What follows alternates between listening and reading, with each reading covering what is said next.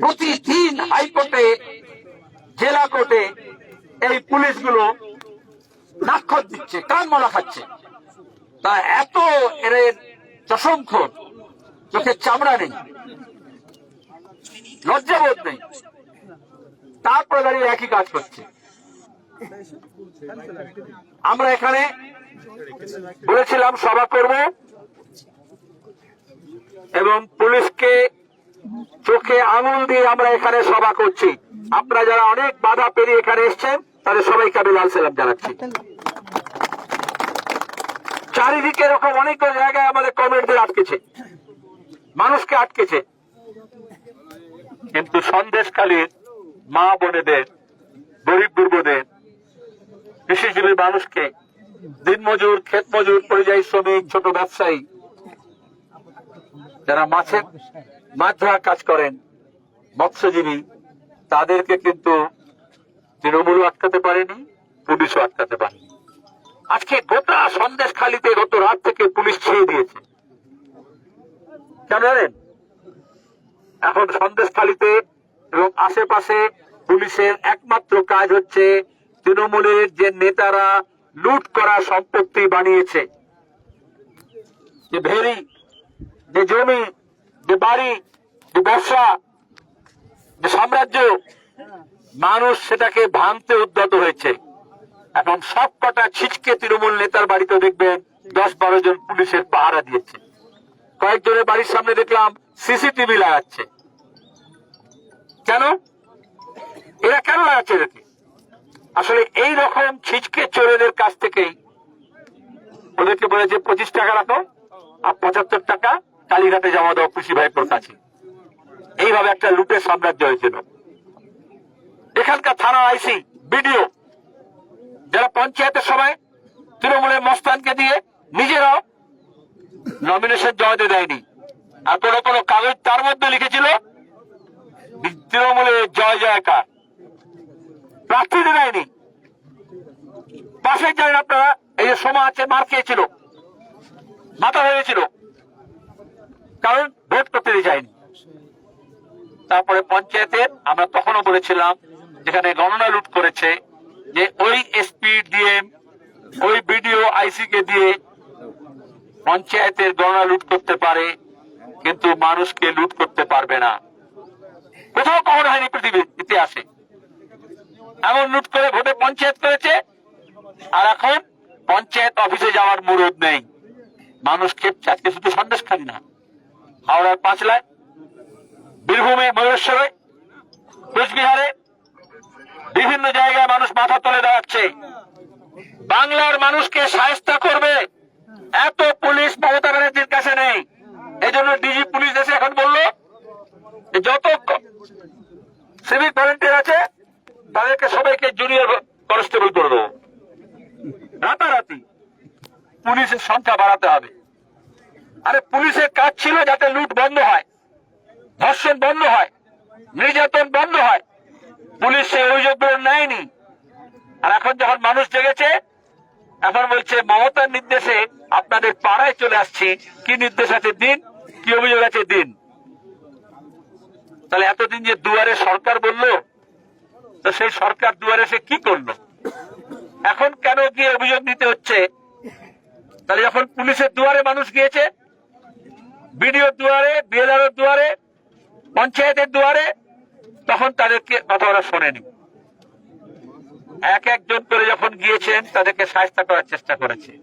লাল ঝান্ডায় সব মানুষকে এক কাটটা শক্তি দুর্বল হয়ে গেছে। 8 বল্টু ঢিলে পড়লে মমতার সাম্রাজ্য। কিন্তু আগে হলো না কেন? আপনারা জানেন, এই সন্দেশখালীতে 98 সালে কংগ্রেস ভেঙে যেদিন তৃণমূল তৈরি হলো, মমতা ব্যানার্জি বিজেপির কাছে গেলেন, বাজপেয়ীর কাছে গেলেন, আদবানির কাছে গেলেন।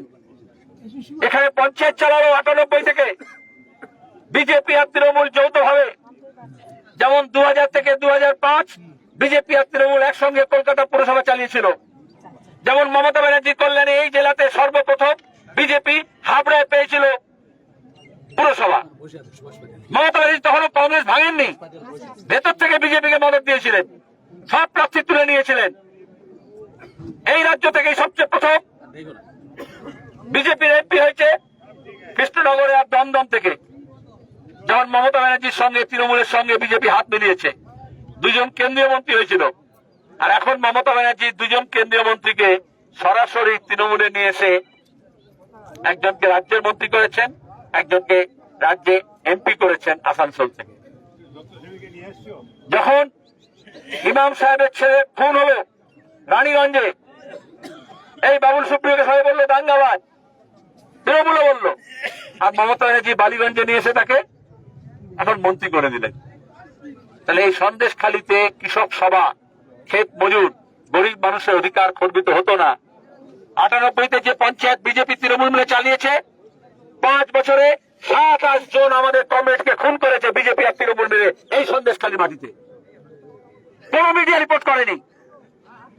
চিটফান্ডের টাকায় আর এইসব সম্পাদক মালিকদের পুষে মমতা ব্যানার্জি বলেছিলেন কেউ কোনো কথা বলবে না, আমাদেরও বলেছিলেন মুখে লুকোপ্লাস লাগিয়ে রাখবে। এখন ভাগ্যের পরিহাস, সন্দেশখালীর মানুষ, রাজ্যের মানুষ মুখে লুকোপ্লাস লাগায়নি, মমতা ব্যানার্জি মুখে লুকোপ্লাস লাগিয়ে রেখেছেন, এখন আর কোনো কথা বলছেন না। কাল রাত থেকে, মাঝরাত থেকে, আজকে সকাল থেকে শুনলাম শাহজাহান গ্রেপ্তার হয়েছে। গ্রেপ্তার হয়েছে, আমরা গত কদিন ধরে বলছিলাম যে পুলিশের হেফাজতে, সরকারি ব্যবস্থাপনায় গেস্ট হাউসে আছে। নিরাপদকে ধরেছিল মিথ্যা অভিযোগে। শুনেছেন আপনারা ইতিমধ্যে হাইকোর্টে চড় খেয়েছে, তাও এদের শিক্ষা হয় না। আজকে দাঁড়িয়ে এসপি যা করলো, আবার আমরা হাইকোর্টে গেলে আবার চড় খাবে।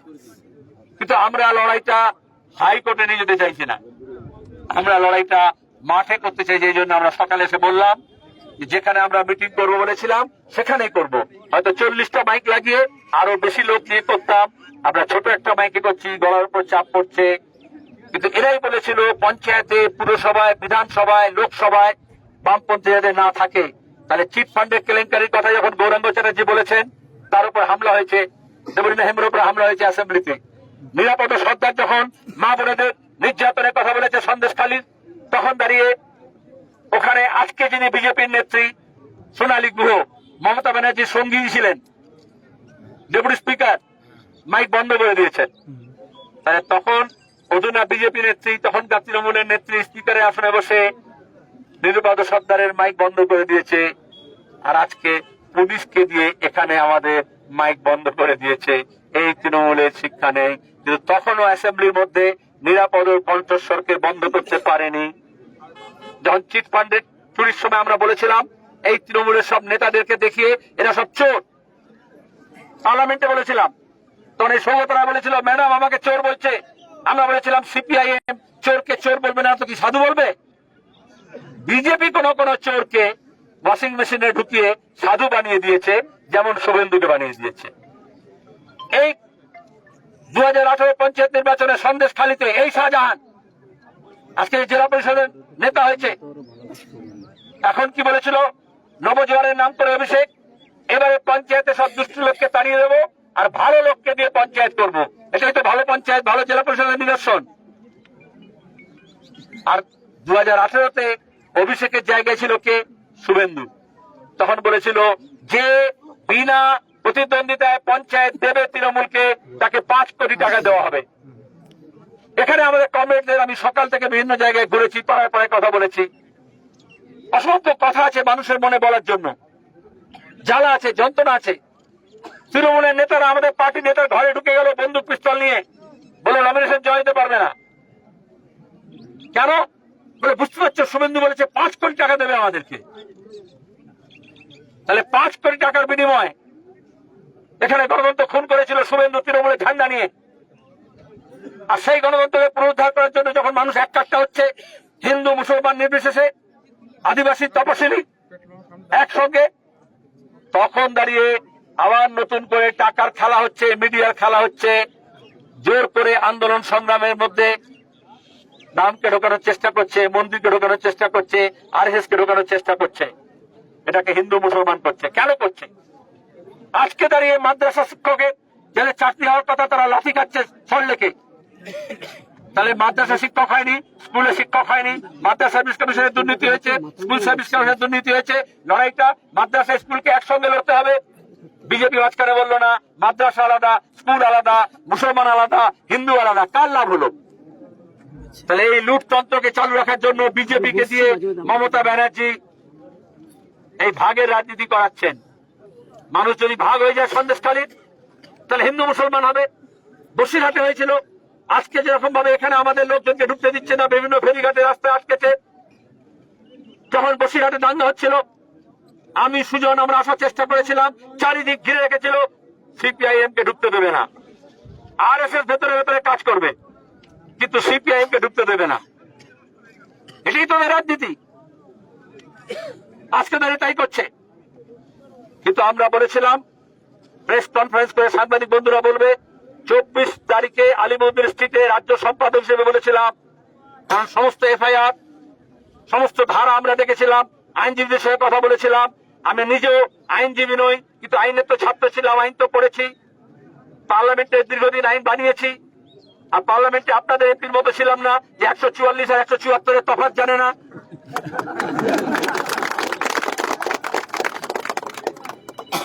তাহলে সেখানে দেখা গেল ওটা টিকবে না। বসিরহাটের কেটে বসিরহাটে হত, কিন্তু হাইকোর্টে আমাদের যেতে হলো। তারপরে একটা ঠাস করে চড়বে। আমরা যে দাবি করছি এখন শুধু নিরাপদ সর্দার নয়, গোটা রাজ্যের জেলগুলোতে আপনারা শুনলেন, ও নিজে জেল থেকে জেলের অভিজ্ঞতা আমাকে বলছিল, নিরাপদ 80% কম বয়সী ছেলে মেয়ে তারা মিথ্যা মামলায় তাদেরকে ঢোকানো হয়েছে।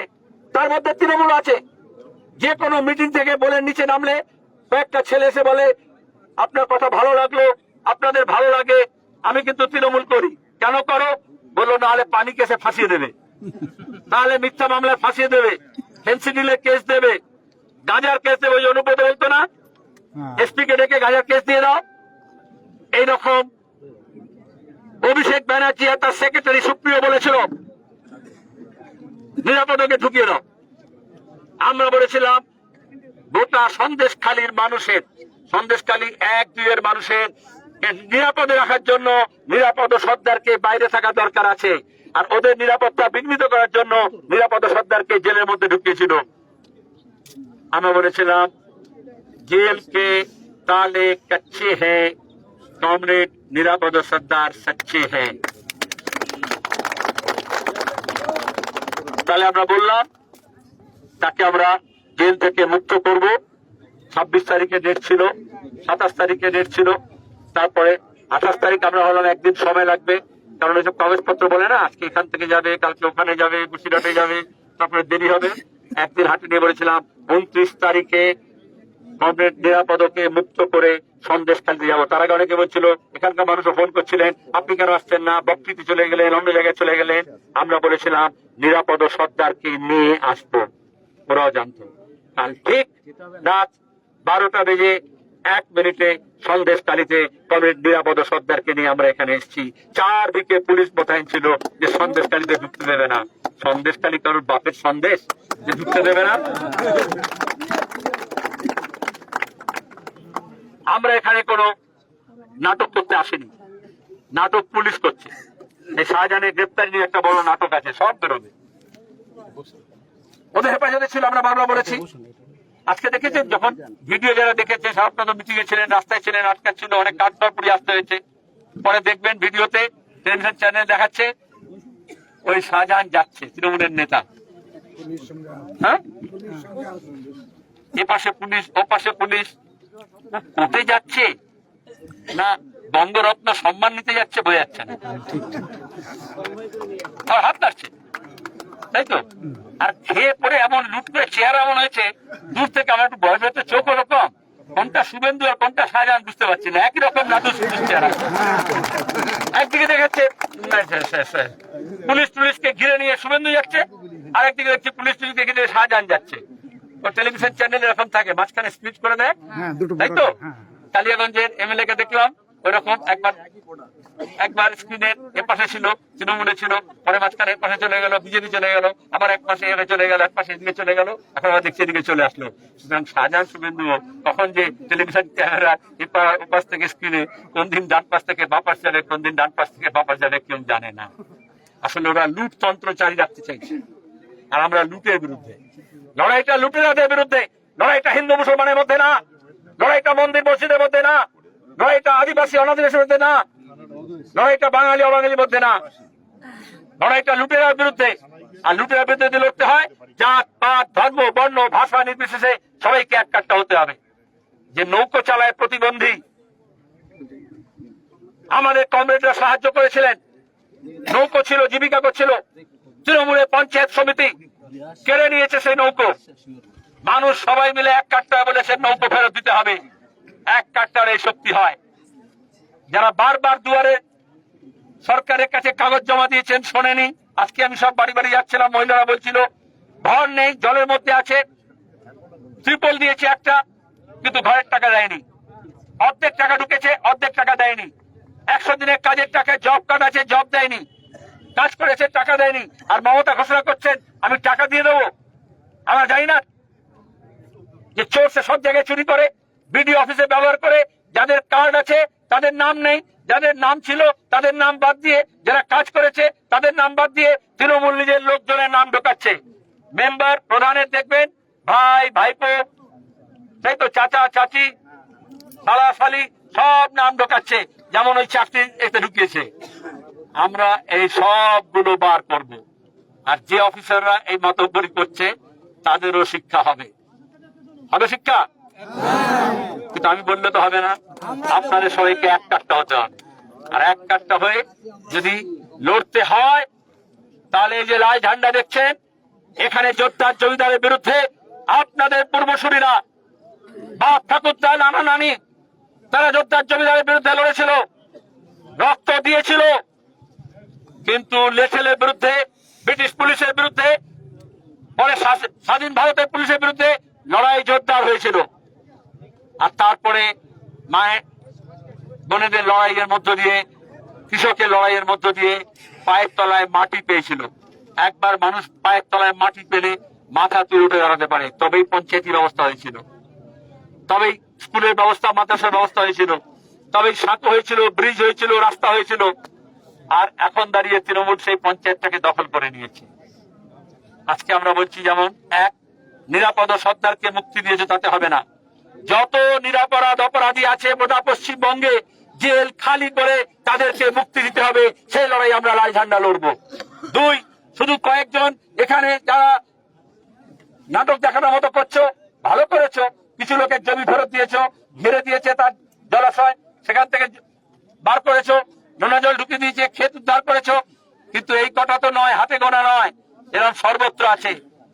আমরা ভূমি সংস্কার করে যাদেরকে জমি দিয়েছিলাম, উদ্বাস্তু পুনর্বাসন করে যাদেরকে আমরা নিঃশর্ত দলিল দিয়েছিলাম, যাদেরকে পাট্টা দিয়েছিলাম, যাদের নাম অপারেশন বর্গায়ন রেকর্ড করেছিলাম, তাদের সবার পাট্টা, সবার দলিল, সবার জমি ফেরত দিতে হবে।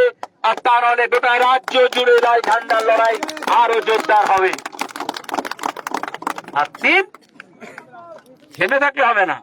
এই চুরি জোচ্চুরি করে যে পঞ্চায়েতের লোকজনকে এসডিও ডিএম বসিয়েছে, তাদের লাথি মেরে পঞ্চায়েত থেকে তার করে দিয়ে মানুষের পঞ্চায়েত, মানুষের হাতে আমাদের ফেরত দিতে হবে। তবেই আমাদের অধিকার প্রতিষ্ঠা হবে। হবে লড়াই।